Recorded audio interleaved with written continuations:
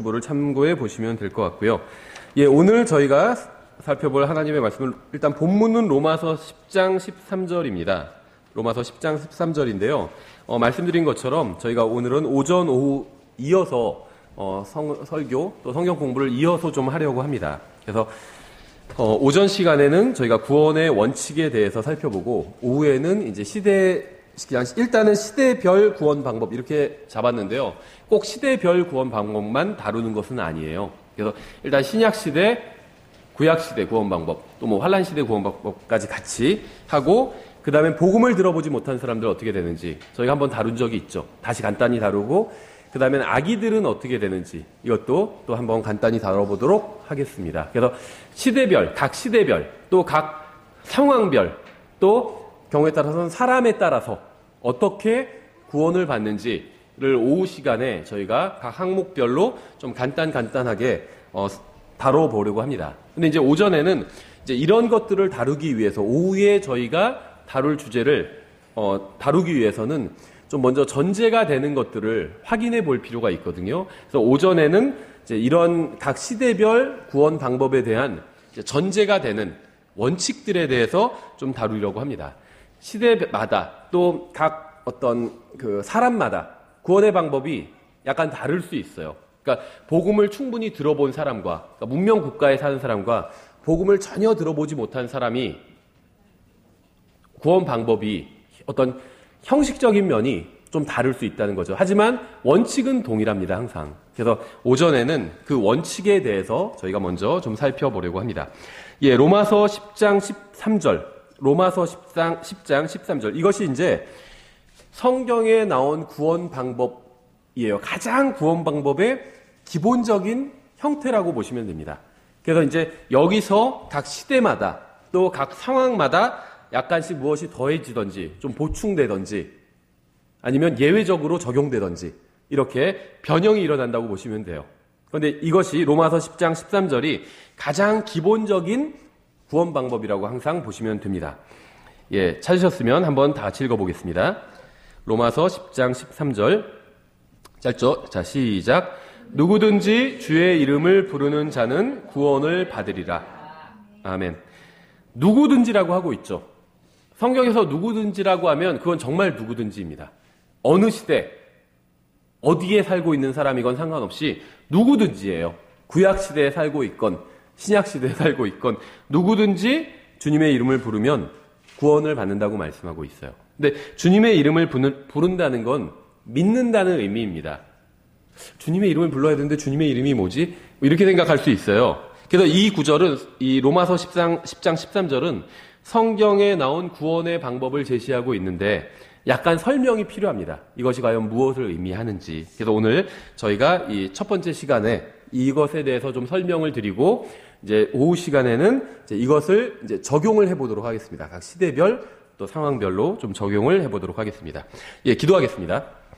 하나님 아버지, 주님께서 저희들에게 정말 주님의 말씀을 주시고 또 저희들에게 진리의 지식을 주셔서 감사드립니다. 저희가 주님께서 주신 말씀을 온전히 이해해서 또 저희가 받은 이 구원을 확고하게 붙들고 또 아직 주님의 정말 놀라운 이 구원을 모르는 사람들이 있다면 저희가 또 이것을 전할 수 있도록 주님께서 저희의 삶 가운데서 역사해 주시기 원합니다. 감사드리며 예수님의 이름으로 기도드렸습니다. 아멘. 예, 성경에서 말씀하시는 먼저 구원의 의미를 저희가 좀 생각하고 넘어가도록 하겠습니다. 왜 그러냐 하면 왜 이제 이 구원, 성경에서 말씀하시는 구원이라는 말의 의미를 아는 것이 왜 중요하냐 하면 성경에서는 이 구원이라는 말을 다양한 의미로 사용합니다. 다양한 의미로 사용해요. 심지어 여자가 아이를 낳음으로 또 구원을 받을 수 있다. 이런 말씀도 있습니다. 거기서 말씀하시는 구원은 죽어서 하늘나라에 가거나 이런 구원이 아닌 것은 명백하죠.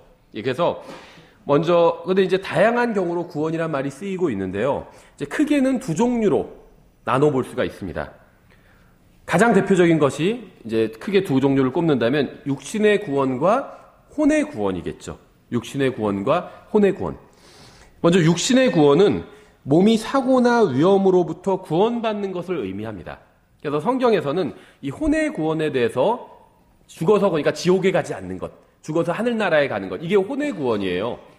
왜냐하면 지옥이나 하늘나라에 가는 건 육신이 아니라 기본적으로 혼이거든요. 그래서 죽어서 지옥에 가지 않는 건 혼의 구원이고 성경은 주로 이 혼의 구원에 관해서 많이 말씀을 하고 있습니다. 그런데 경우에 따라서는 육신의 구원에 관해서 말씀하고 있는 경우도 굉장히 많이 있어요. 그래서 잘못하면 육신의 구원이란 말이 나오니까 어떤 구절에 구원이란 말이 나오면 그 구절을 가지고 구원에 관한 교리를 만들려고 하는 사람들이 있어요. 근데 그 구절을 잘 보면 혼의 구원이 아니라 죽어서 어디에 가느냐 그 문제가 아니라 육신의 구원에 관한 말씀인 경우들이 많이 있다는 거죠. 그래서 육신의 구원에 관한 말씀을 가지고 이제 그 혼의 구원에 관한 교리를 만들려고 하면 이단 교리가 나올 수밖에 없다는 겁니다. 그래서 먼저 몇 구절 좀 찾아보면 제가 일단 중요한 구절은 다 그 주보에 표시를 해놨습니다. 그래서 한번 체크만 해놓으시고 나중에 혼자 성경을 읽을 때 한번 쭉 보시고 지금 한번 잘 들어보세요. 먼저 사도행전 20장 20절에 이렇게 되어 있어요. 여러 날 동안 해도 별도 보이지 아니하고 작지 않은 폭풍이 우리를 덮침에 우리가 구원받으리라는 모든 희망이 그때 사라졌더라. 여기서 말하는 구원은 혼의 구원이 아닙니다. 폭풍이 덮쳤다고 해서 사람이 예수님을 못 믿게 되는 건 아니죠. 예수님을 믿고 성경에서 말씀하시는 구원은 주님의 이름을 부르면 구원을 받는 건데 주님의 이름을 부른다는 건 주님을 믿는다는 거거든요. 나중에 다시 이건 좀 더 설명을 드릴게요. 성경에서는요. 그럼 왜 주님을 그냥 믿는다고 하지 부른다고 표현하고 있냐? 부른다고만 할 뿐만이 아니라 성경은 믿는 것을 다양하게 표현하고 있어요. 요한복음에선 특히 먹는다고 표현할 때도 있고 예수님을 먹는다. 예수님의 피를 마신다. 아니면 십자가를 장대에 달린 놋뱀을 보는 것처럼 십자가에 달린 예수님을 본다. 아니면 선물을 받는 것처럼 값없이 선물을 받는다. 물을 마시는 것처럼 생명수를 취한다. 이걸 다 믿는 것을 이런 식으로 표현하고 있습니다. 왜 이런 식으로 표현하고 있냐면 그만큼 믿는 게 구원받는 방법이 쉽다는 거예요. 선물 받는 게 어렵나요? 누가 저한테 선물을 주셨는데 예를 들면 제가 목이 좋지 않으니까 목에 좋은 예를 들면 도라지 청 같은 걸 주신 분이 있어요. 선물로 저한테 주신 거죠. 근데 제가 자매님 이걸 제가 어떻게 너무 받기가 힘들어요. 이러진 않죠. 감사합니다 하고 받으면 돼요. 선물 받는 건 너무 쉬워요. 물 마시는 것도 쉬워요. 그렇죠. 물 마시는 게 너무 힘들어요. 그러면 그건 건강에 문제가 있는 거죠. 평범한 보통 사람을 전제로 두고 하는 말이에요. 평범한 보통 사람은 선물을 받는 게 쉽습니다. 물을 마시는 것도 쉬워요. 어디 쳐다보는 것도 쉽습니다. 그렇죠. 먹는 것도 쉬워요. 먹는 게 너무 힘들어요. 이런 사람 없어요. 평범한 보통 사람들은 먹는 게 쉽습니다. 그래서 구원받는 게 그만큼 쉽다는 표현을 하기 위해서 먹고 마시고 보고 선물을 받고 이런 것으로 표현하고 있는 거예요. 여기서 주의 이름을 부른다는 건 주님을 믿는다는 겁니다. 주님을 믿는다는 거예요. 그러면 구원을 받는다는 겁니다. 굉장히 쉽죠. 이게 이제 성경에서 말씀하시는 구원에 관한 가장 기본적인 공식입니다. 그런데 방금 우리가 읽은 이 사도행전 27장 20절은요. 혼의 구원에 관한 말씀이 아니에요. 구원받는 건 쉽습니다. 마음속으로 예수님을 믿으면 구원받는데 여기서는 작지 않은 폭풍이니까 큰 폭풍이죠. 폭풍이 덮치니까 구원받으리라는 희망이 사라졌대요. 왜냐하면 지금 배를 타고 항해를 하고 있거든요. 근데 큰 폭풍이 덮치니까 지금 우리의 육체가 구원받지 못하고 죽게 될 수도 있다. 지금 그런 위기에 처한 거예요. 그래서 이것은 혼의 구원에 관한 말씀이 아니라는 거죠. 마태복음 8장에도 마찬가지예요. 8장 23절부터 26절에 그분께서 배에 오르심에 그분의 제자들이 그분을 따르더라. 보라, 바다에 큰 폭풍이 일어나 배가 파도에 덮이게 되었을 때 그분께서는 주무시더라. 배를 타고 예수님과 제자들이 함께 가고 있는데 예수님은 때마침 주무시고 계셨죠. 그런데 예수님께서 주무실 때 큰 폭풍이 일은 거죠. 그분의 제자들이 그분께 나와 그분을 깨우며 이르되 주여 우리를 구원하소서 우리가 죽나이다 하매 그분께서 그들에게 이르시되 오 믿음이 적은 자들아 너희가 어찌하여 두려워하느냐 하시고 곧 일어나사 바람과 바다를 꾸짖으시니 매우 고요하게 되거늘 이렇게 말씀하고 있죠. 여기서도 말씀하시는 구원도 혼의 구원이 아니죠. 몸의 구원입니다. 우리가 물에 빠져 죽게 생겼다는 거예요. 그렇죠. 베드로가 예수님을 보고 물 위를 걸어가다가 예수님을 보지 않고 다른 이 바다를 보니까 물에 빠지게 됐잖아요. 그때 주여 저를 구원하소서 그렇게 얘기했죠. 지옥으로부터 구원해달라는 게 아니죠. 물에 빠져 죽는 것으로부터 구원해달라고 요청한 거죠. 또 대표적인 구절이 마태복음 24장에 있어요. 마태복음 24장은 대환란에 관한 문맥이거든요. 마태복음 24장 22절에 이렇게 되어 있습니다. 그 날들이 짧아지지 아니하면, 여기서 날들이 짧아진다는 것은요, 이 대환란 기간이 짧아진다는 건 아닙니다. 대환란은 3년 반, 42달, 1260일 정해져 있어요. 이건 짧아질 수가 없습니다. 하루가 짧아진다는 거예요.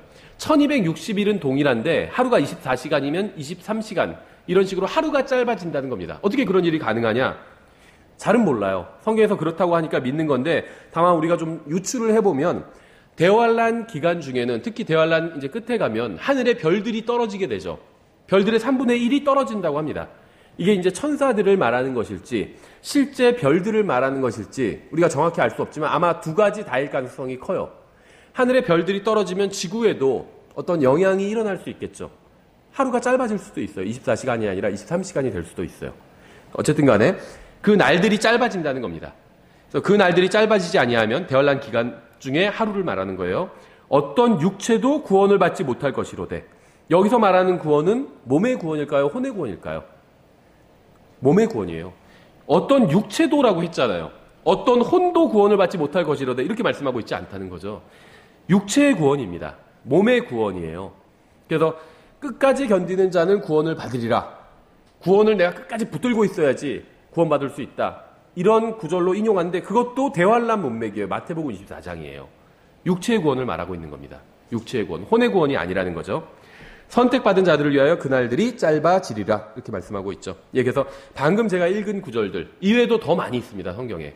혼의 구원이 아닌 육체의 구원에 관한 말씀드리고, 이런 말씀들 중에는 특히 대환란과 관련된 그 문맥에서 육체의 구원을 말하는 구절 중에는 마치 행위로 끝까지 무엇인가 견뎌야 구원을 붙들고 있을 수 있는 것처럼 말하는 구절들도 있다는 겁니다. 근데 앞뒤 문맥을 보면 그건 혼의 구원이 아니라는 거죠.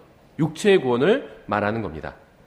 예, 그래서 오늘 우리가 구원의 원칙이라는 제목으로 오전 설교를 말씀을 보고 있는데요. 저희가 지금 보려는 것은 육체의 구원이 아니라, 육신의 구원이 아니라 혼의 구원에 관한 말씀입니다. 육신은 구원받지 못해도, 멸해져도 이 세상에서, 예를 들면 병에 걸렸어요. 근데 병으로부터, 암에 걸렸는데 암으로부터 구원받는 건 그 병이 낫는 거죠. 근데 병이 낫지를 못해요. 그럼 암으로부터 구원받지 못한 거죠. 암세포로부터. 그래도 예수님을 믿으면 혼은 죽어서 지옥에 갑니다. 혼은 구원을 받은 상태예요. 여전히. 그래서 이 육체의 구원과 혼의 구원은 전혀 별개의 것입니다. 많은 그리스도인들이 육체는 구원받지 못한 사람들이 많이 있었어요. 특히 중세에 로마 카톨릭으로부터 예수님을 믿는다는 그 이유만으로 죽임을 당한 사람들이 많이 있었거든요. 그 사람들은 육체는 구원받지 못한 거죠. 하지만 혼은 구원받았습니다. 혼의 구원은 영원해요. 그래서 성경에서 말씀하시는 이 가장 핵심적인 구원은 혼의 구원이라는 겁니다. 혼의 구원. 그래서 오늘 우리가 논의하려는 것은 이 혼의 구원에 관한 내용이라고 보시면 됩니다. 이제 혼의 구원에 대해서 좀 몇 구절 찾아보면 히브리서 10장 39절에 이렇게 되어 있습니다. 그러나 우리는 뒤로 물러가 멸망에 이르는 자들에게 속하지 아니하고 믿어서 혼의 구원에 이르는 자들에게 속하느니라, 이렇게 말씀하고 있어요. 혼의 구원에 관한 말씀들이 많이 있는데요. 단 한 번도 끝까지 견뎌야 된다, 무엇을 해야 된다, 이런 말씀이 없습니다. 항상 혼의 구원에 관한 말씀은, 다시 말하면 죽어서 혼이 지옥에 가느냐 하늘나라에 가느냐, 이게 혼의 구원의 문제죠. 여기에 대해서는 항상 믿음을 이야기하고 있어요. 믿으면 혼의 구원을 받는다고 말씀하고 있어요. 야고보서 1장 21절에 그러므로 모든 더러움과 넘치는 악을 내버리고 접붙여진 말씀, 곧 능히 너희 혼을 구원할 수 있는 말씀을 온유함으로 받으라. 혼을 구원할 수 있다. 혼의 구원에 대해서 말씀하고 있죠. 베드로전서 1장 8절 이는 너희가 너희 믿음의 결말, 곧 너희 혼의 구원을 받았기 때문이라. 믿으면 그 결말로 혼의 구원을 받는다는 겁니다. 그래서 혼의 구원은요, 항상 믿음과 관련이 있어요. 믿으면 결말이 있는데 그 결말은 혼의 구원이라는 겁니다. 베드로전서 1장 10절 이 혼의 구원에 관하여는 너에게 임할 은혜에 대하여 대언한 대언자들이 부지런히 조사하고 탐구하되, 이렇게 말씀하고 있죠. 대언자들은 구약 선지자죠. 구약 대언자들이에요. 근데 이 구약의 대언자들이 혼의 구원에 관해서 부지런히 탐구했다고 말씀하고 있습니다.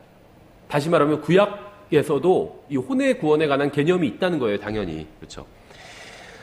야고보서 5장 20절에 그 죄인을 그의 길에서 그 죄인을 그의 길의 잘못에서 돌아서게 한 자가 한 혼을 사망에서 구원하며 허다한 죄를 덮을 것임을 그가 알게 할지니라 이렇게 말씀하고 있죠. 혼을 구원하는데 어디서 구원하냐면 사망에서 구원한다 이렇게 말씀하고 있습니다. 그렇죠? 그래서 혼의 사망은 불호수에 던져지는 것을 의미하고 성경은 이것을 둘째 사망이라고 부릅니다. 성경에 의하면 사망은 죽음, 사망 같은 거죠. 이 죽음은 두 가지가 있어요. 하나는 몸의 죽음이 있고 그래서 몸의 구원이 있는 거죠. 육체의 구원. 또 다른 하나는 혼의 죽음이 있습니다. 몸의 죽음은 몸 안에서 이 몸을 사람 안에서 몸을 살아있게 만드는 영이 떠나는 거예요. 그래서 영이 없는 몸은 죽은 것 같이 이렇게 성경 말씀하고 있잖아요. 그래서 몸 안에 영이 있는데 몸 안에 혼도 있어요. 근데 이 혼은 나 자신입니다. 자아, 셀프. 나 자신이에요. 혼이 영도 있는데 영은 나를 살아있게 만드는 기능을 하는 것이라고 보시면 됩니다. 이 몸을 살아있게 만드는 것이 바로 영이라는 거예요. 그런데 몸에서 영이 떠나면 그것이 바로 몸의 죽음입니다. 그러면 몸은 즉시 생명을 잃고 이제 썩기 시작합니다. 그렇죠. 근데 혼의 죽음은 무엇이냐면 불호수에 혼이 던져지는 게 혼의 죽음이에요. 그래서 성경에서 죽음이라고 하면 존재 자체가 사라지는 것을 의미하지 않습니다. 성경은 단 한 번도 그렇게 말씀하신 적이 없어요. 성경에서 말씀하시는 죽음은 그러니까 궁극적인 최종적인 죽음, 다시 말하면 둘째 죽음은 바로 혼이 불호수에 던져지는 것입니다. 계시록 20장 11절부터 15절에 있죠. 또 내가 크고 흰 왕자와 그 위에 앉으신 분을 보니 땅과 하늘이 그분의 얼굴을 피하여 물러가고 그것들의 자리가 보이지 아니하더라. 또 내가 보매 죽은 자들이 작은 자나 큰 자나 할 것 없이 하나님 앞에 서 있는데 책들이 펴져 있고 또 다른 책이 펴져 있었으니 곧 생명책이라. 죽은 자들이 자기 행위들에 따라 책들에 기록된 그것들에 근거하여 심판을 받았더라. 바다가 자기 속에 있던 죽은 자들을 내주고 또 사망과 지옥도 자기 속에 있던 죽은 자들을 넘겨주매 그들이 각각 자기 행위들에 따라 심판을 받았고 사망과 지옥도 불호수에 던져졌더라. 이것은 둘째 사망이니라. 누구든지 생명책에 기록된 것으로 드러나지 않은 자는 불호수에 던져졌더라. 그래서 이 불호수가 이제 영원한 형벌의 장소라고 보시면 됩니다. 그래서 혼이 구원받았다고 하면 죽어서 하늘나라에 가는 것을 생각합니다. 물론 이것은 틀린 생각이 아니지만 성경이 말씀하시는 혼의 구원은 항상 죄로부터의 구원이에요. 그래서 지옥에서 구원받았다. 틀린 말 아니죠. 맞는 말입니다. 근데 성경적인 표현은 아니에요. 성경에서는 항상 우리가 구원받았다고 할 때 죄에서 구원받았다. 죄들에서 구원받았다. 이렇게 표현합니다. 마태복음 1장 21절에 이렇게 되어 있죠. 그녀가 아들을 낳아 너는 그의 이름을 예수라 하라. 이는 그가 자기 백성을 그들의 지옥에서 구원할 것이기 때문이라. 이렇게 되어 있지 않아요. 이는 그가 자기 백성을 그들의 죄들에서 구원할 것이기 때문이라. 이렇게 말씀하고 있습니다. 그래서 예수님을 믿을 때 지옥으로부터 구원받은 것은 사실이지만 성경은 지옥에서 구원이라는 표현을 하지 않고 죄들에서 구원이라는 표현을 사용하고 있어요. 그래서 죄들에서 구원받은 결과로 인해서 지옥에서도 구원받게 되는 겁니다. 그렇죠? 또한 성경은 진노로부터 구원받았다고 말씀하고 있어요. 로마서 5장 9절이죠. 그러면 이제 우리가 그분의 피로 말미암아 의롭게 되었은즉 더욱더 그분을 통해 진노로부터 구원을 받으리니. 그러니까 성경에선 지옥에서 구원받았다 이런 표현은 나오지 않아요. 그게 잘못됐다는 말이 아니다. 맞는 말이에요. 맞는 말인데 나오지는 않는다는 거예요. 그런 표현이. 그렇죠. 방을 깨끗하게 치워라. 이게 틀린 말 아니죠. 근데 성경에 나온 말은 아니라는 거예요. 지옥에서 구원받았다. 예수님을 믿으면 지옥에서 구원받았다. 맞는 말이에요. 하지만 성경에 나오는 표현은 아니라는 겁니다. 성경은 죄들에서 구원받았다. 다음에 진노로부터 구원받았다. 이렇게 표현하고 있다는 겁니다. 죄가 있으면 하나님의 진노를 받게 됩니다. 그리고 지옥에 가게 됩니다. 근데 죄 문제가 해결되면 예수님께서 내 죄값을 십자가 위에서 다 치러주셨다는 걸 믿으면 나의 죄 문제가 해결되거든요. 죄는 내 안에 그대로 있어요, 사실. 내가 예수님을 믿어도 죄는 내 안에 그대로 있지만 죄값은 치러진 거예요. 그래서 죄가 있지만 내가 죄값을 치르지 않아도 되는 거거든요. 그래서 예수님의 십자가 대속을 믿으면 내 것으로 받아들이면 내가 인정하면 그러면 나의 죄값은 치러진 것이기 때문에 죄 문제가 해결된 겁니다. 그러면 진노도 받지 않게 되는 거죠. 또 지옥에도 갈 필요가 없게 되는 거예요. 그렇죠? 사람이 죄를 지었기 때문에 하나님께서는 진노하시는 겁니다. 그냥 화내시는 것이 아니에요. 죄를 지었기 때문에 화를 내시는 겁니다. 이건 당연한 거거든요. 오히려 죄를 지었는데 화를 내지 않으면 그게 잘못된 겁니다. 그렇죠. 하나님의 진노를 받으면 지옥에 가게 됩니다. 오다가 차가 약간 살짝 긁혔다. 하나님께서 나에게 화가 나셨나? 화나신 게 아니에요. 자기가 운전 제대로 못한 거지. 화나신 게 아니면 어떤 사람이 긁고 그냥 가버린 거지. 화나신 게 아니에요. 하나님께서 누군가에게 화를 내시면요, 그 사람 죽어서 지옥에 가는 거예요. 지옥에 가게 돼요. 이게 하나님께서 화가 나신 겁니다. 그렇죠. 갑자기 뭐 집값이 떨어졌다든지 아니면 뭐 재수없는 일이 생겼다든지 이런 건 하나님께서 화를 내신 게 아니라는 거죠. 하나님의 진노를 받으면 지옥에 가게 됩니다. 이렇게 죄와 진노와 지옥은 밀접한 관계가 있어요. 그래서 이 셋 중에 원인을 제공한 것이 바로 죄입니다. 죄. 그래서 인간이 죄 문제를 해결하면 하나님의 진노를 받지도 않고 지옥에 가지도 않게 되는 것이죠.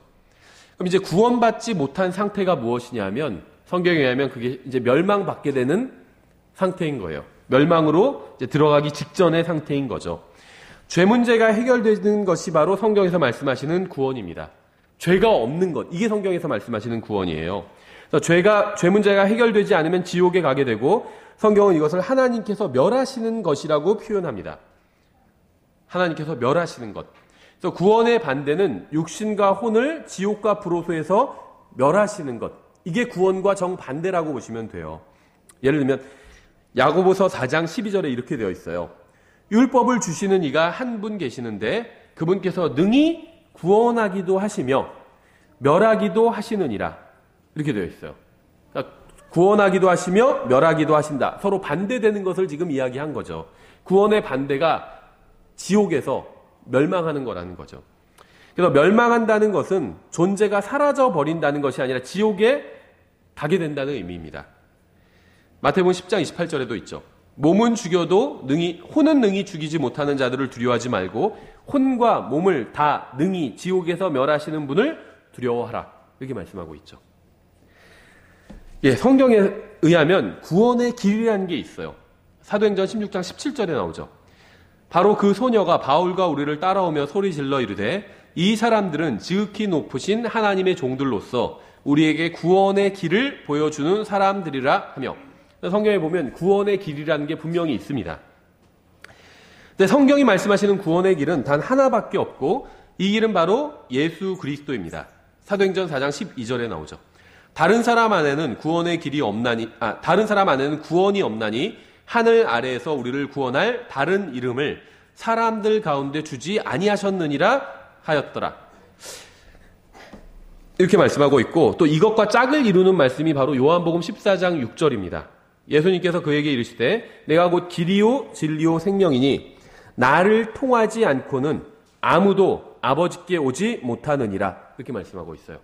그래서 지금 제가 사도행전 16장 17절, 또 4장 12절, 또 요한복음 14장 6절을 인용했는데 모두 다 이 세 구절을 종합하면 구원의 유일한 길은 예수님이다.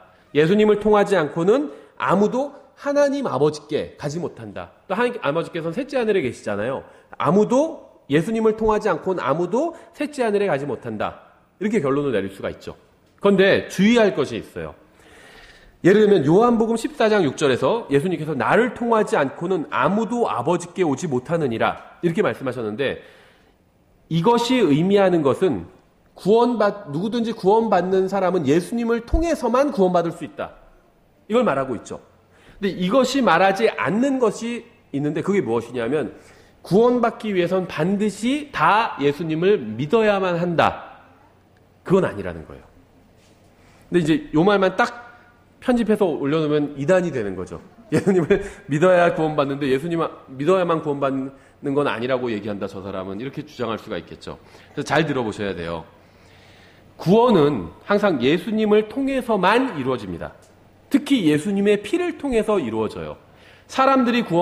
누군가 구원받은 사람이 있다면 그 사람이 구원받은 이유는 그 사람의 죄값을 예수님께서 자신의 피로 치르셨기 때문입니다. 이건 예외가 없어요. 구약 성도든 신약 성도든 어린아이든 모든 사람들의 죄값을 예수님께서 십자가 위에서 자신의 피로 치르셨습니다.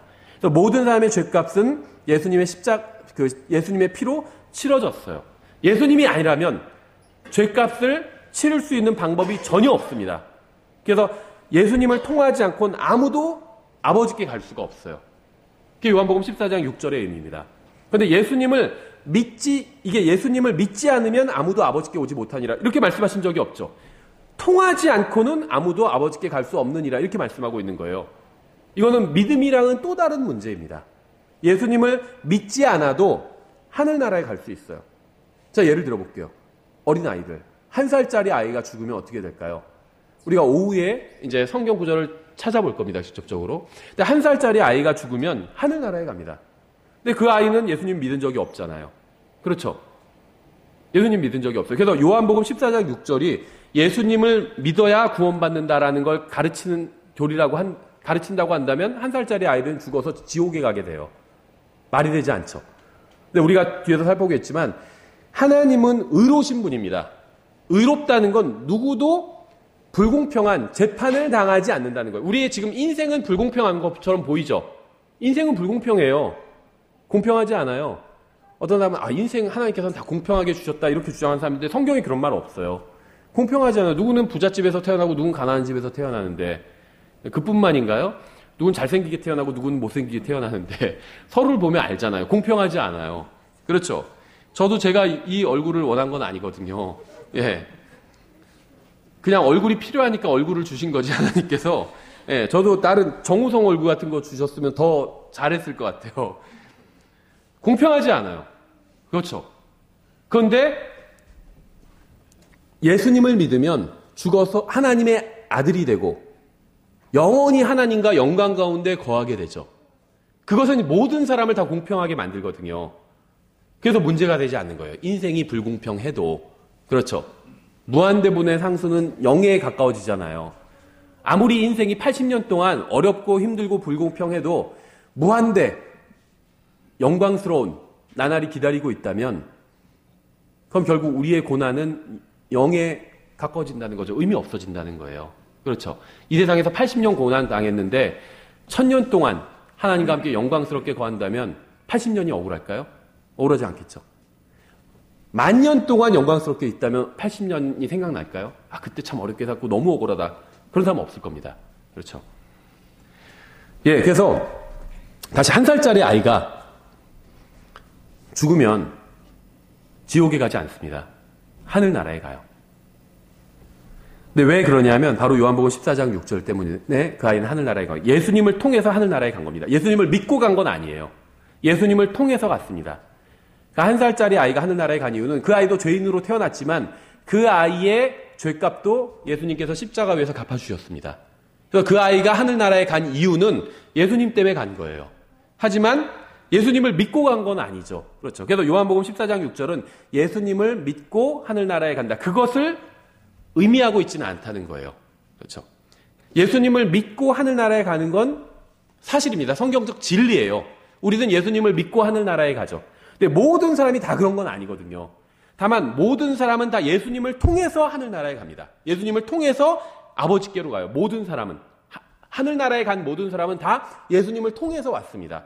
우린 예수님을 통해서 왔는데 또 예수님을 특히 더 믿고 온 것이고 구약 성도들은 하나님을 믿고 왔는데 통해서 온 길은 예수님을 통해서 온 거예요. 어린아이들은 아무것도 믿고 오지 않았죠. 1살짜리 아이들은. 하지만 예수님을 통해서 온 겁니다. 그렇죠. 그래서 예수님께서 자기가 길이라고 말씀하신 거예요. 자기를 믿고 간다는 게 아니라 다 자기를 통해서 간다는 겁니다. 그런데 하나님 아버지께 가는 유일한 길이라는 겁니다. 그렇죠. 그래서 요한복음 14장 6절이 무엇을 말하고 있는지 잘 아셔야 돼요. 이건 절대 믿고 간다는 의미가 아니에요.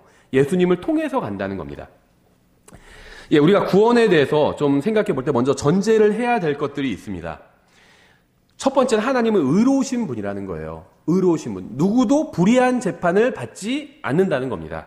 그렇죠. 시편 96편 10절에 이렇게 되어 있어요. 주께서 통치하심을 이교도들 가운데 말할지어다 세상도 굳게 서서 흔들리지 아니하리니 그분께서 백성들을 의롭게 심판하시리라. 이렇게 말씀하고 있습니다. 우리가 이제 오후 시간에 자세히 보겠지만 복음을 들어보지 못한 사람은 어떻게 되는지 불의한 재판을 받지 않는다는 겁니다. 그렇죠? 어떤 사람들 막 그런 걸 갖고 따지는 사람들도 있어요. 그럼 이순신 장군은 죽어서 지옥에 간다는 거냐? 몰라요. 우리가 어떤 개인이 죽어서 지옥에 갔는지 아닌지 우린 그건 모릅니다. 다만 분명히 이순신 장군이 지옥에 있는지 지금 하늘나라에 있는지 그건 우리는 모릅니다. 하지만 분명히 알 수 있는 건 뭐냐 하면 이순신 장군이 불의한 재판을 받지는 않았다는 사실이에요. 하나님께서 하나님 의롭게 심판하신다고 그랬잖아요. 불의한 재판은 받지는 않았을 겁니다. 어디에 있는지는 모르지만. 그렇죠? 계시록 19장 11절 또 내가 하늘이 열린 것을 보니 보라 흰 말이라 그 위에 타신 분은 신실하시니 참되시니라 불리더라. 그분은 의로 심판하며 전쟁을 하시느니라. 의로 심판하신대요. 하나님. 의롭게 재판하신대요. 누구도 불의한 재판을 받을 사람은 없습니다. 억울하다. 내가 하지도 않은 것, 듣지도 않은 것. 예수님을 난 들어본 적이 없는데 안 믿었다고 해서 지옥에 보내시냐. 억울하다. 이런 사람은 없다는 겁니다. 의롭게 심판하신다는 거예요. 억울한 사람 단 하나도 없다고 합니다. 하나님의 심판을 받는 사람 중에 억울한 사람은 단 한 사람도 없다는 거예요. 두 번째 전제는 뭐냐면 하나님은 은혜로우신 분이라는 겁니다. 따라서 모든 사람들에게 구원의 기회를 주십니다. 제가 구원받은 이유는 여러 가지가 있겠지만 하나님께서 저에게 구원의 기회를 주셨기 때문이에요. 아무리 하나님께서 예수 그리스도를 통해서 구원을 마련해 놓으셨다 할지라도 저에게 기회를 주지 않으셨다면 전 구원받지 못했을 겁니다. 그렇죠? 여러분도 마찬가지예요. 하나님께서 은혜로우셔서 여러분에게 구원의 기회를 주셨기 때문에 여러분이 그 기회를 붙잡은 거죠. 놓치지 않고. 그래서 구원을 받은 겁니다.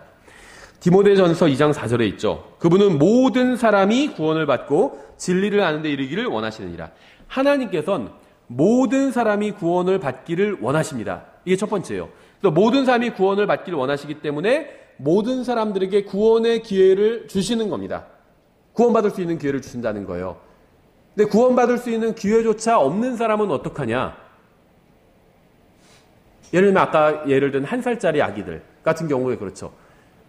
하나님을 믿던지 하나님 말씀을 믿었던지 뭐 예수님을 믿던지 무엇인가 믿어야지 예수님을 믿어야지 하나님을 믿어야지 구원받는데 어린 아이들은 믿을 만한 기회도 없었잖아요. 아니면 정신지체아들은 믿을 수 있는 기회도 없었잖아요. 그런 사람은 그냥 구원해 주시는 거예요. 하나님께서. 왜냐하면 모든 사람이 구원을 받기를 원하시기 때문에. 그래서 구원의 기회를 주시고 구원의 기회를 주지 못한 사람은 그냥 구원해 주시는 겁니다. 정신지체아들, 어린 아이들 그냥 구원해 주시는 거예요. 베드로서 3장 9절 이렇게 되어 있죠. 주께서는 아무도 멸망하지 아니하고 모두 회개에 이르기를 원하시느니라. 디도서 2장 11절에 구원을 가져다 주시는 하나님의 은혜가 모든 사람에게 나타나 이렇게 말씀하고 있어요. 모든 사람에게 구원의 기회가 다 제공된다는 겁니다. 인생에 있어서 한 번 이상은 구원의 기회가 다 제공되는 거예요. 근데 전 적어도 한 번 이상 구원의 기회가 사람들에게 제공된다고 믿거든요. 그래서 하나님께서는 누구나 구원받을 수 있는 은혜를 베풀어 주셨습니다. 사도행전 15장 11절 오직 우리는 그들과 마찬가지로 주 예수 그리스도의 은혜로 구원받을 줄을 믿노라 하니라. 에베소서 2장 5절 심지어 우리가 죄들 가운데서 죽었을 때 우리를 그리스도와 함께 살리셨고 너희가 은혜로 구원을 받았느니라. 또 에베소서 2장 8절 너희가 믿음을 통해 은혜로 구원을 받았나니 그것은 너희 자신에게서 난 것이 아니요 하나님의 선물이니라. 그래서 우리가 은혜로 구원받았다고 성경 분명히 말씀하고 있죠. 은혜로 받았다는 겁니다. 우리 중에 어느 누구도 잘나서 구원받은 사람 없다는 거예요. 다 은혜로 받았다는 겁니다. 받을 가치가 없는데 하나님께서 그래 불쌍하니까 그럼 기회를 주겠다. 그래서 우리가 구원을 받게 되었다는 겁니다. 구원을 쟁취해낸 사람은 아무도 없다는 거예요. 그래서 구원에 관한 교리를 정리하기 전에 두 가지 전제를 정리하면 첫 번째는 하나님은 의로우신 분이고 따라서 의롭게 심판하실 거라는 점입니다. 아무도 불의한 재판을 억울한 재판을 받는 사람은 아무도 없다는 겁니다. 두 번째는 하나님은 은혜가 충만하신 분이기 때문에 모든 사람이 구원받을 수 있는 길을 열어주셨다는 거예요. 그래서 결국 구원의 문제는 원하느냐 원하지 않느냐 이 문제가 되었다는 겁니다. 원하는 사람은 다 구원받을 수 있게 하나님께서 해주셨다는 겁니다. 어떻게 그게 가능할까? 몰라요. 저도 잘 모릅니다. 하지만 성경 우리가 지금 구절들을 찾아봤잖아요. 그랬더니 그렇게 말씀하고 있잖아요. 그렇죠? 원하면 다 구원받을 수 있어요. 모든 사람에게 구원이 나타났기 때문에 또 은혜로 나타났기 때문에 원하면 다 구원받을 수 있다는 거죠. 그럼 이제 구원의 방법이 무엇이냐? 구원받기 위해서는 두 가지를 해야 됩니다. 사도행전 20장 21절에 나오죠. 유대인들과 또한 그리스인들에게 하나님을 향한 회개와 우리 주 예수 그리스도를 향한 믿음을 증언하였노라 이렇게 말씀하고 있죠. 하나님을 향한 회개와 예수 그리스도를 믿는 믿음은 구원받기 위한 필수 조건입니다. 특히 이제 신약 시대에 해당하는 교리긴 하지만 회개만 해도 구원받을 수 없고 믿기만 해도 구원받을 수는 없습니다. 그러니까 회개와 믿음이 반드시 있어야 돼요. 이제 회개하고 예수님을 믿는 것, 이게 이제 신약 시대의 구원 방법이고, 이제 전 모든 시대의 구원 방법으로 좀 이것을 확대하면 회개하고 믿어야 된다는 겁니다. 회개하고 하나님을 믿어야 된다는 거예요. 회개는 창조주 하나님의 존재를 인정하는 것이 전제가 되어야 됩니다. 왜냐하면 하나님 앞에서 회개하는 것이거든요. 그럼 하나님을 믿어야지 하나님 앞에서 회개할 수 있는 것이잖아요. 하나님의 존재를 인정하는 것이 전제가 되어 있어요. 하나님의 이름을 알아야 된다. 그것은 아닙니다. 이름을 몰라도 돼요. 근데 절대자의 존재를 인정하는 것, 그분 앞에서 내가 죄를 지었다. 내가 그분 앞에서 죄인이란 걸 인정하는 것, 이것이 회개입니다. 그래서 모든 사람은 성경에 의하면 하나님의 존재를 알고 있습니다. 로마서 1장에 나오죠. 로마서 1장 19절부터 21절에 모든 사람이 하나님을 알고 있다고 말씀하고 있어요. 모르는 사람들도 있는데 아니에요. 하나님을 알고 있습니다.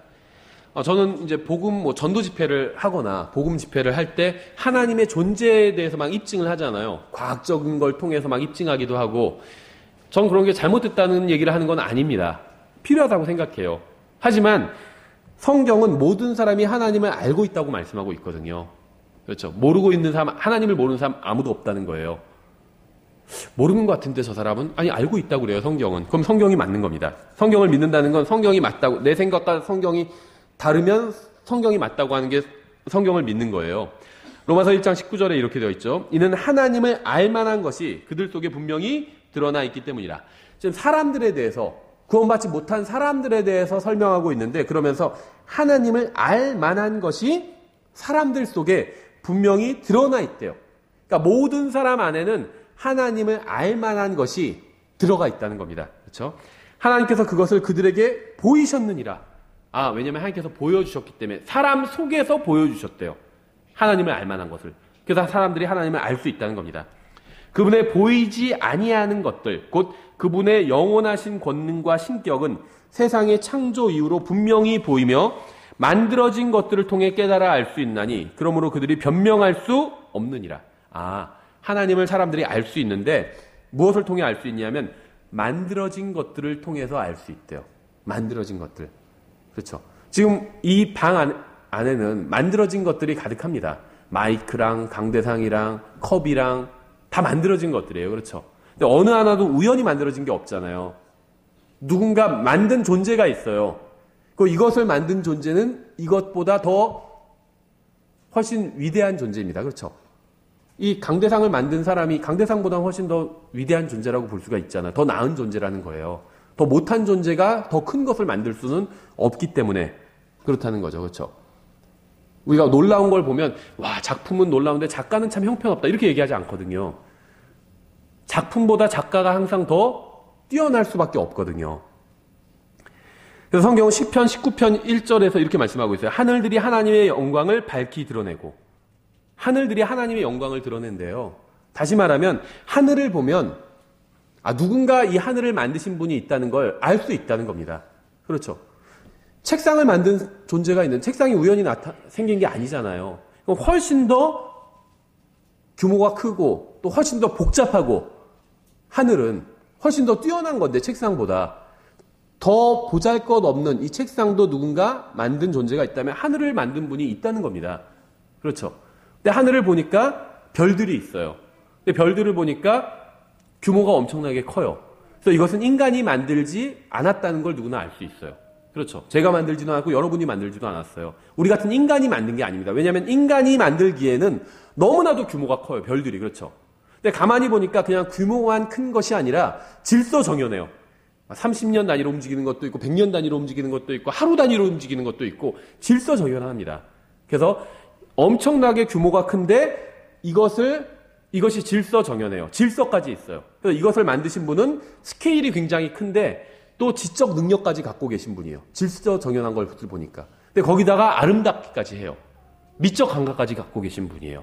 엄청난 분이에요. 누군지 잘은 모르지만 엄청난 분이 하늘을 보니까 이것들을 다 만드신 겁니다.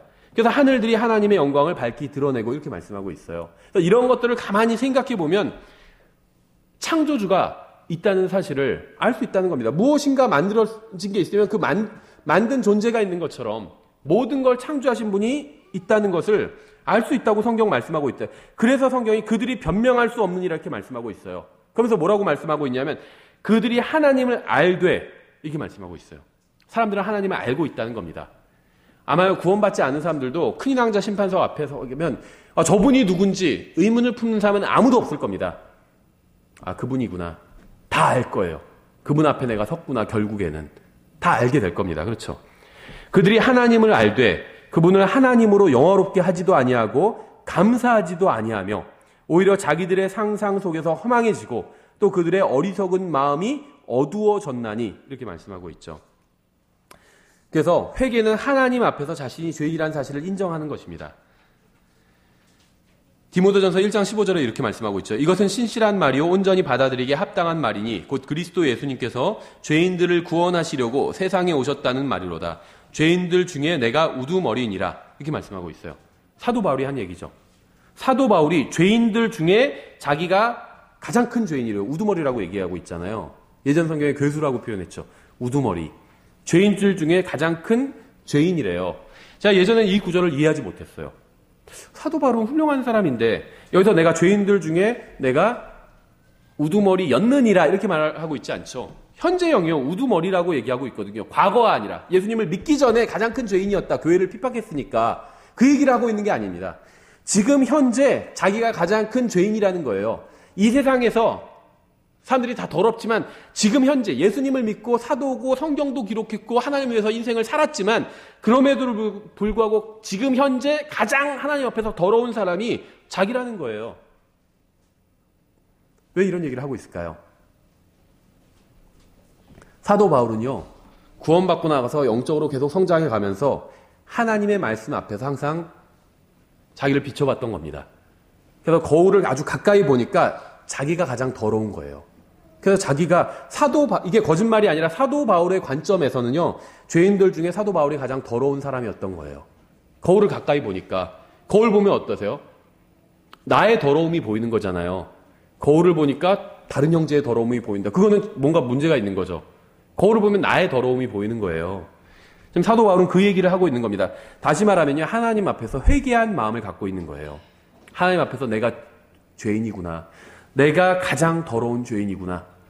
이걸 깨닫게 되면 그게 바로 회개한 상태인 거예요. 그게 바로 회개인 거예요. 성경을 읽어보니까 저 형제는 정말 나쁜 사람이구나. 이러면 회개한 게 아닙니다. 성경을 읽어보니까 내가 정말 하나님 앞에서 큰 죄인이구나. 이걸 깨달은 사람이 회개한 사람인 거예요. 진심으로 회개한 사람은 자신이 하나님 앞에서 아무것도 내세울 것이 없는 가장 큰 죄인이라는 사실을 인정합니다. 고린도서 7장 9절 이렇게 되어 있죠. 하나님의 뜻대로 하는 근심은 회개를 이루어 다시 돌이킬 수 없는 구원에 이르게 하거니와 구원은요 다시 돌이킬 수 없대요. 한번 구원받으면 구원을 취소할 수가 없는 거예요. 세상의 근심은 사망을 이루느니라. 회개했다고 구원받은 것은 아닙니다. 참된 회개는 구원의 필요성을 인식하게 하고 구원으로 인도해 줍니다. 회개했다고 구원받은 게 아니에요. 회개하고 믿어야 구원을 받습니다. 믿었다고 구원받는 게 아니에요. 회개하고 믿어야 구원받는 겁니다. 또 구원받기 위해서는 회개한 후에 하나님을 믿어야 됩니다. 고린도전서 1장 21절 하나님의 지혜에 있어서는 세상이 지혜로 하나님을 알지 못하였으므로 하나님께서 복음 선포에 어리석은 것으로 믿는 자들 구원하시는 것을 기뻐하셨도다. 이렇게 말씀하고 있죠. 회개하고 믿어야 됩니다. 그래야지 구원받는 거예요. 그래서 회개하고 용서를 구하면 죄를 용서받고 구원받을 수 있습니다. 이게 사실은요 성경에서 말씀하시는 구원 방법이에요. 회개하고. 근데 내가 회개하기 위해서는 그 회개의 대상이 되는 존재를 믿어야 되죠. 하나님께 회개하기 위해서 하나님을 믿어야 돼요. 창조주 앞에서 회개하기 위해서는 창조주를 믿어야 됩니다. 그래서 창조주 앞에서 창조주의 존재를 인정하고 그 존재 앞에서 회개를 해요. 내가 정말 나쁜 놈이구나. 내가 죄를 지었구나. 회개를 해요. 그리고 용서해 주십시오. 용서를 구해요. 이게 성경에서 말씀하시는 구원의 방법이에요. 어느 시대 누구든지 이렇게 하면 다 구원받습니다. 성경을 보면 용서를 구했는데 용서받지 못하는 사람은 아무도 없어요. 아무도 없어요. 그래서 이건 전 가정이에요. 그냥 한번 혼자 생각해 본 거예요. 만약에 마귀들이 예수님께 용서를 구했다면 어떻게 됐을까? 전 용서받았을 거라고 생각해요. 왠지 아세요? 단 한 번도 예수님은 누가 용서를 구하는데 매몰차게 쫓아내신 적이 없어요. 항상 용서하셨습니다. 항상 용서하셨어요. 근데 놀랍게도 마귀들은 예수님을 보고 예수님이 창조주라는 걸 즉시 알아봤지만, 심판자라는 걸 알아봤지만 단 한 번도 예수님께 용서를 구한 적이 없어요. 그렇죠. 그냥 자기들이 받을 벌을 연기해달라. 지금 우리를 괴롭게 하려고 오셨나이까 하면서 막 연기해달라. 지금 우리를 심판하지 마시고 우리를 뭐 돼지떼에 들어가는 걸 허락해 주시고, 이상한 걸 구하고 있어요. 저라면 용서를 구할 텐데 용서해 주시면 안 되겠습니까? 저희가 너무나도 어리석어서 과거에 예를 들면 루시퍼를 따라서 그렇게 배반을 했는데 용서해 주시면 안 되겠습니까? 이렇게 구할 것 같은데 그렇게 구하질 않아요. 그렇죠. 저는 뭐 마귀도 용서를 구하면 구원받을 수 있다 이런 교리를 가르치는 건 아닙니다. 그렇지 않을 거예요, 아마. 성경에 명백하게 나와 있지는 않지만. 다만 제가 말하는 건 단 한 번도 마귀들은 용서를 구한 적이 없다는 거예요. 하나님은, 예수님은 용서를 구한 사람을 항상 용서해 주셨거든요. 이게 사람을 구원하시는 기본적인 구원 방법이에요. 누구든지 주님의 이름을 부르면 다 구원을 받아요. 다 구원을 받아요. 누구든지 용서를 구하면 다 용서를 받습니다. 근데 신약 시대는 여기에 예수 그리스도의 십자가가 더해진 거예요. 누구든지 주의 이름을 부르는 자는 구원을 받으리라 이렇게 말씀하셨죠. 그래서 마음으로 믿는 것과 입으로 시인하는 것은 같은 것입니다. 주님의 이름을 부른다는 것은 주님을 믿는다는 거예요. 그래서 제가 처음에 말씀드린 것처럼 성경은 믿음을 다양한 것으로 표현합니다. 먹는 것, 마시는 것, 보는 것, 부르는 것, 선물을 받는 것. 부르는 거 얼마나 쉬워요. 내 이름만 부르면 내가 뭐 100만 원을 주겠다. 그럼 너무 어려워 이렇게 얘기하지 않죠. 그냥 저를 부르면 돼요. 그렇죠. 쉬워요. 그러니까 누구든지 주님의 이름을 부르는 자는 구원을 받으리라. 구원이 그만큼 쉽다는 겁니다. 원하면 다 부를 수 있어요. 그렇죠. 주님 구원해 주세요. 용서해 주세요. 이렇게만 하면 용서해 준다는 거예요. 얼마나 쉬워요. 먹는 것, 마시는 것, 보는 것, 부르는 것, 선물 받는 것. 이게 우리가 일상적으로 하는 것들이죠. 일상적으로 하는 것들 중에서 가장 쉬운 것들입니다. 이걸 하면 구원해 주겠다는 거예요. 그만큼 쉽다는 거예요. 다 믿음의 또 다른 이름이거든요. 믿으면 된다는 겁니다. 마시는 것, 믿음은 무엇과 같냐? 마시는 것과 같다. 믿음은 무엇과 같냐? 먹는 것과 같다. 믿음은 무엇과 같냐? 보는 것과 같다. 믿음은 부르는 것과 같다. 믿음은 선물을 받는 것과 같다. 그게 예를 들고 있는 거예요, 성경이. 이러한 것들은 모두 구원이 얼마나 쉬운 것인지 설명하기 위해서 성경이 믿음을 다른 식으로 표현한 것들입니다.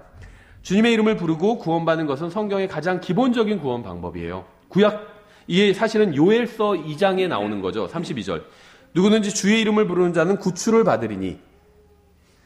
주님의 이름을 부른다는 것은 하나님의 존재를 인정하고 그분께 죄 용서를 구하는 것을 의미합니다. 이것이 성경의 기본적인 구원 방법이에요. 신약의 구원은 여기에 예수 그리스도의 십자가 대속, 즉 그분의 피가 더해진 것입니다. 예수님의 피는 구원의 값이에요. 그러니까 성경이 말씀하시는 복음은 죄를 지은 사람이 벌을 받지 않는 게 복음입니다. 그렇죠. 그럼 제가 여기서 한번 퀴즈를 내볼게요. 구약 성경에도 복음이 있을까요? 이게 오히려 개신교 그냥 다니는 분들은 있어요 이렇게 대답을 할 텐데 킹제임스 성경 진영에서는 오히려 대답을 잘 못해요. 없어요. 이게 뭔가 이렇게 대답해야 될 것 같고 구약엔 복음이 없다고 생각을 하니까 있어요. 당연히. 어떻게 알 수 있느냐? 복음이란 말은 안 나오죠. 근데 복음은 있어요. 어떻게 알 수 있냐면 로마서 1장 1절부터 2절에 이렇게 되어 있죠. 예수 그리스도의 종 바울은 사도로 부르심을 받아 하나님의 복음을 위해 구별되었는데 그럼 자 보세요. 1절이에요 이게. 바울이 하나님의 복음을 위해서 구별됐대요. 그래서 바울은 하나님의 복음을 전했죠. 그럼 바울이 여기서 구별된 이 하나님의 복음은 우리가 지금 믿는 이 신약의 복음일까요? 당연하죠. 신약의 복음이에요. 그렇죠. 당연히. 바울은 신약 복음을 전하고 다녔습니다. 바울은 하나님의 복음을 위해서 구별되었어요. 이 하나님의 복음을 전하라고 특별히 구별된 사람입니다. 그렇죠? 그런데 2절에 이 복음은 그분께서 자신의 대언자들을 통하여 거룩한 성경 기록들에 미리 약속하신 것으로 이렇게 말씀하고 있어요. 그럼 여기서 말하는 거룩한 성경 기록은 신약일까요? 구약일까요? 구약이에요. 그래서 이 바울이 전한 복음은 구약 성경에 미리 약속하신 겁니다. 그러니까요, 복음이라고 하면 예수 그리스도의 십자가, 대속, 이것만 생각하면요, 그러면은 이 로마서 1장 1절과 2절을 이해할 수가 없어요. 예수님의 십자가 대속은 간접적으로 이사야서 53장 이런 건 구약 성경에 나오긴 하지만 직접적으로는 구약 성경에 나와 있지 않잖아요. 그래서 킹제임스 성경 믿는 많은 분들 중에는 구약에는 복음이 없다, 아예. 신약의 복음이 없다 이렇게 생각하는데 구약에 신약의 복음이 있어요. 구약과 신약이 다른 얘기를 하고 있는 책이 아닙니다. 구약을 좀 더 밝혀준 책이 신약이에요. 같은 것을 증언하고 있어요. 구약의 하나님, 신약의 하나님, 동일한 하나님이에요. 구약 시대에는 뭐 심판만 있는 게 아니에요. 구약 시대도 은혜가 있어요. 구원해 주시고, 용서해 주시고. 이게 복음이에요. 로마서에는 복음이 기록되어 있습니다. 그런데 성경은 로마서에 기록된 그 복음이 바로 대언자들을 통하여 구약 성경에 미리 약속하신 것이라고 분명히 말씀합니다. 이 복음은 로마서 4장에서 말씀하시는 것처럼 믿음을 의로 여기는 거예요. 이게 복음이에요. 그래서 예수 그리스도의 피는 이 복음에 더해진 겁니다. 복음을 복음이 되게, 어떻게 보면 예수 그리스도의 피가 이 복음의 이유, 복음의 근본적인 기초예요. 근데 복음의 이 시스템은 무엇이냐면 예수님의 피가 뭐 이게 아니라 복음의 기본적인 시스템은 누군가 죄가 있어요. 복음은 기쁜 소식이잖아요. 죄가 있으면 어떻게 돼야 되죠? 벌을 받아야 되죠. 그게 당연하죠. 근데 죄가 있는데 벌을 받지 않고 그냥 용서를 받는 거예요. 그래서 기쁜 소식이에요. 생각해 보세요. 죄를 지었어요. 근데 벌을 받지 않고 그냥 용서해줘요. 기쁜 소식 아닌가요? 기쁜 소식이에요. 교통신호를 위반하면 어떻게 되죠? 이제 강력하게 처벌한다고 그러죠. 교통신호를 위반하면 어떻게 되죠? 범칙금을 내야 되잖아요. 그렇죠. 근데 그냥 용서해주세요. 용서해줘요. 그게 바로 복음이에요. 저도 그 교통경찰한테 딱 한 번 걸린 적이 있는데, 운전하다 딱 한 번 걸린 적이 있어요. 그냥 그 카메라에 걸린 적이 좀 몇 번 있는데, 스피드. 근데 교통경찰한테 잡힌 적은 딱 한 번 있었거든요. 딱 한 번 있는데, 용서를 받았어요. 잘 용서 안 해주시거든요, 요즘은. 근데 그 유턴을 하는데, 이제 신호가 딱 바뀌는 순간 유턴했어요. 그러니까 불법 유턴 그냥 한 건 아니고, 초록색에서 빨간색에서 다시 초록색으로 바뀌는 그 순간에 유턴을 했는데, 경찰이 숨어 있다가 딱 나왔어요.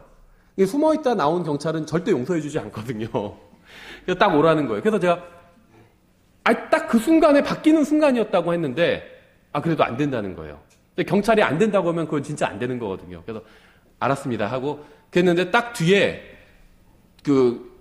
저희 규리가 딱 뒤에 앉아 있었거든요. 그래서 딱지를 뛸라고 하는데 애기 둘을 보더니, 어린 자녀들이 계시니까 뭐, 계도만 하고 보내드리겠습니다. 이러시더라고요. 그래서, 감사합니다 하고 갔거든요. 네. 용서받은 거죠. 그냥 용서받은 거예요. 이게 복음이에요. 그렇죠. 원래 딱지를 떼야 돼요. 용서해 준 거잖아요. 아이들이 있으니까 이해를 해주겠다 이거죠. 뭔가 사정이 있었겠구나 생각을 하고. 이게 복음입니다.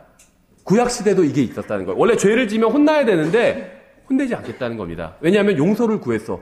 죄를 지었는데 용서를 구했어요. 한 번만 봐주시면 안 되시겠어요?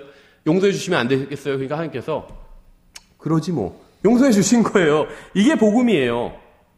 그렇죠. 그래서 이 복음은 로마서 4장에서 말씀하시는 것처럼 믿음을 의로 여기는 겁니다. 로마서 4장 5절부터 8절에 나오죠. 구약 성경의 얘기예요. 일을 하지 아니할지라도 경건치 아니한 자를 우리죠. 경건치 않다는 ungodly거든요. 하나님 같지 않다는 겁니다.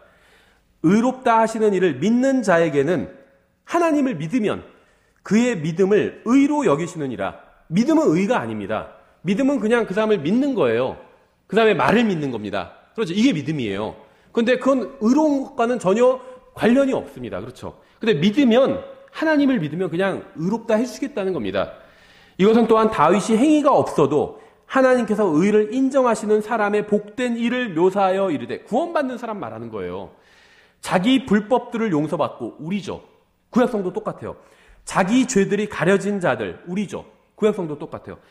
자기 죄들이 가려진 자들은 복이 있으며 주께서 죄를 인정하지 아니하실 사람은 복이 있도다함과 같으니라. 우리예요. 그리고 바울이고 다윗이고 아브라함이고 구약 성도들이에요. 그래서 하나님께 죄를 용서받는 것이 바로 성경이 말씀하시는 구원의 기본적인 모습, 기본형입니다. 죄를 지었으면 벌을 받아야 되는데 용서를 받았어요. 왜 용서받았냐 하면 용서해 달라고 간구하니까 용서해 주신 거예요. 하나님을 믿으니까 그냥 의로 여겨주신 겁니다. 이게 성경에서 말씀하시는 복음이에요. 근데 이 시스템이 가동되기 위해서는 예수 그리스도의 피가 필수적이라는 거죠. 왜냐하면 이 시스템이 가동되는데 그러니까 용서를 구하면 용서해 주시는 것. 이게 복음의 시스템이거든요. 신약과 구약이 동일하죠. 그래서 이 시스템을 연구했던 거예요, 대원자들이. 어떻게 해서 이게 가능할까? 그냥 용서만 구하면 다 용서를 해줘요. 어떻게 이게 가능할까? 예수 그리스도의 피에 답이 있었던 거죠. 그렇죠. 왜냐하면요, 예수 그리스도의 피가 없이 이 시스템만, 복음의 시스템만 있다면요, 하나님은 은혜로우신 하나님이긴 하시지만 불의한 하나님이 됩니다. 죄가 있는데 처벌하지 않은 거잖아요. 죄가 있으면 처벌을 해야 되는데 용서해달라고 하니까 다 용서해줘요. 불의한 하나님이 된다는 거죠. 근데 예수님께서 대신 십자가에서 죄값을 갚아주신 겁니다. 대신 갚아주신 거예요. 그래서 이 복음의 시스템이 구약시대에도 무리 없이 돌아갈 수 있었고 신약시대에도 돌아갈 수 있었던 거예요. 예수 그리스도의 피가 윤활유 역할을 한 거예요. 이 시스템이 돌아갈 수 있는. 그렇죠. 행위로는 절대 구원받을 수가 없죠. 신약시대든 구약시대든 환란시대든 어느 시대든 행위로는 구원받을 수 없습니다. 어린아이들도 구원은 받지만 행위로는 구원받을 수가 없어요. 어린아이들이 행위로 무슨 대단한 일을 했기 때문에 예쁜 짓 해도 구원해 주신 게 아니라는 거예요. 그렇죠. 여기서 말하는 행위란 율법의 행위, 또 선하고 의로운 행위를 포함한 모든 행위입니다. 에베소서 2장 8절 9절이죠. 너희가 믿음을 통해 은혜로 구원을 받았나니 그것은 너희 자신에게서 난 것이 아니요 하나님의 선물이라. 행위에서 난 것이 아니니 끝까지 견뎠다. 이거 행위죠. 그래서 구원받은 것이 아니라는 거예요. 육체의 구원은 끝까지 견뎌서 구원받을 수 있어요. 대환란 때. 근데 혼의 구원은 대환란 때라 할지라도 절대 끝까지 견뎌서 구원받을 수 없습니다. 예수 그리스도를 믿고 구원받는 거예요. 대환란 때도. 행위에서 난 것이 아니니 이것은 아무도 자랑하지 못하게 하려 함이라. 디도서 3장 5절. 그분께서 우리를 구원하시되 우리가 행한 의로운 행위로 하지 아니하시고 오직 자신의 긍휼에 따라 다시 태어남의 씻음과 성령님의 새롭게 하심으로 하셨고 이렇게 말씀하고 있죠. 예, 그래서 성경이 말씀하시는 구원의 방법은 용서를 구하면 용서를 구하는 겁니다. 하나님의 존재를 인정하고 그 하나님 앞에서 내가 죄인이라는 사실을 인정하고 이게 회개죠. 회개하고 하나님을 믿고 용서해 달라는 거예요. 날 용서해 주십시오.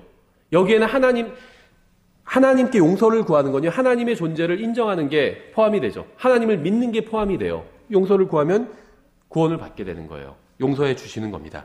근데 이제 원칙이 있으면 항상 예외가 있어요. 그래서 믿음으로 구원받지만 믿지 않아도 지옥에 가지 않는 사람들도 있죠. 앞서 언급한 것처럼 죄로 인해 하나님의 진노를 받고 지옥에 가게 되죠. 하지만 고의로 죄를 짓지 않은 어린 아이들이나 지적 장애인들은 믿지 않는다고 해서 지옥에 가지는 않는다는 거죠. 왜냐하면 하나님의 의로우심에 반하기 때문에. 어린 아이들이나 지적 장애인들은 믿을 수 있는 기회가 없었잖아요. 그런데 그냥 지옥에 보내면, 믿지 않았다고 해서 지옥에 보내면 의로우신 하나님이란 그것이 깨져버리게 되잖아요. 그렇죠. 의로 심판하신 게 아닌 게 되잖아요. 그래서 지옥에 보내지 않는다는 겁니다. 정리를 하면 사람이 죽어서 지옥에 가지 않고 하늘나라에 가는 것을 혼의 구원이라고 합니다. 사람은 죄 때문에 지옥에 가게 됩니다. 예수님께서는 십자가에서 죄값을 치러주셨죠. 이성을 갖춘 평범한 사람의 구원 조건은 세 가지입니다. 구원받기 위해서는 창조자 하나님을 믿어야 됩니다. 그 창조자 앞에서 자신이 죄인이라는 사실을 인정해야 돼요.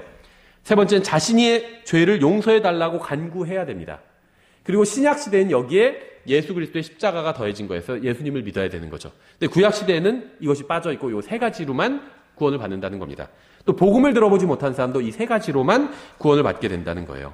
그래서 이 세 가지 사실에 더해서 예수 그리스도의 십자가 대속을 믿으면 그 사람은 구원을 받을 뿐 아니라 그리스도의 몸 안으로 들어가서 교회가 되는 거죠.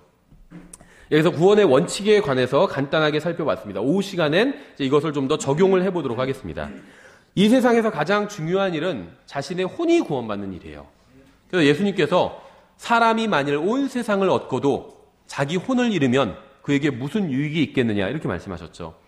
사람이 만일 온 세상을 얻고도 자기를 잃거나 버림을 받으면, 그러니까 죽어서 지옥에 가면 이 말이에요.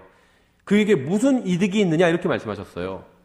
이 말의 의미는 아무리 좋은 대학을 나오고 좋은 직장을 잡고 좋은 집에 살고 좋은 사람과 결혼해도 구원받지 못하고 죽어서 지옥에 가면 그게 다 무슨 소용이 있느냐는 거예요. 이 세상에서 로또에 10번 당첨되고 가상화폐로 떼돈을 벌고 원하는 모든 일을 이룬다 해도 죽어서 지옥에 가고 자신의 죄값을 지옥에서 치르게 되면 또 영원히 고통당하게 된다면 그게 다 무슨 소용이 있느냐는 거예요. 인간이 죄를 짓고 나서 하나님께서는 사람의 마음속에 구멍을 뚫어 놓으셨습니다. 이 구멍은 예수님 모양의 구멍이에요. 예수님을 구원자로 받아들이기 전엔 이 구멍은 절대 채워지지 않습니다. 무엇으로도 채워지지 않아요. 사람은 죄 문제를 해결하기 전엔 결코 평안과 만족과 확신을 가질 수 없습니다. 그리고 오직 예수 그리스도를 만나야 죄 문제를 해결할 수가 있어요. 하나님 앞에서 자신이 죄인이라는 사실을 인정하고 예수님께서 십자가 위에서 피를 흘리고 죽으신 것이 바로 자신의 죄값을 치르기 위해서라고 믿으면 누구나 구원받을 수 있습니다. 이 설교를 듣는 분 중에는 아직 구원받지 못한 분도 있을 거예요. 하지만 분명한 사실은 이 설교를 듣는 모든 사람은 자신의 영원한 운명을 바꿀 수 있다는 거예요. 그러니까 지금 이 설교를 듣고 있는 사람 중에 구원받지 않은 사람도 있겠죠.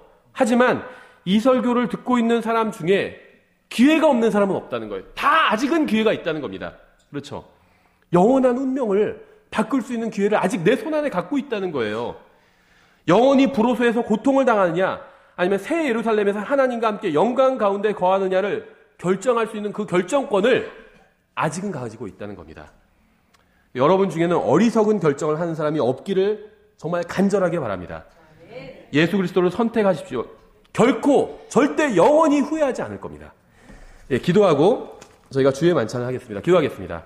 하나님 아버지, 주님께서 저희들에게 베풀어 주신 은혜와 또 주신 기회로 인해서 감사드립니다.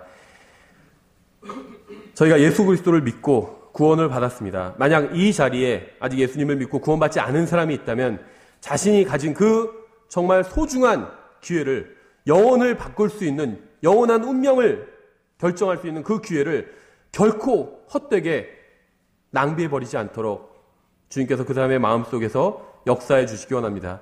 자신이 하나님 앞에서 죄인이라는 사실을 인정하고 하나님께 죄의 용서를 구하고 예수 그리스도를 믿고 구원받을 수 있도록 주님께서 마음속에서 역사해 주시기 원합니다. 예수님의 이름으로 기도드렸습니다. 아멘. 예, 저희가 주의 만찬을 하도록 하겠습니다. 예, 주의 만찬은 주님의 죽으심을 기억하는 겁니다. 그래서 구원받은 사람은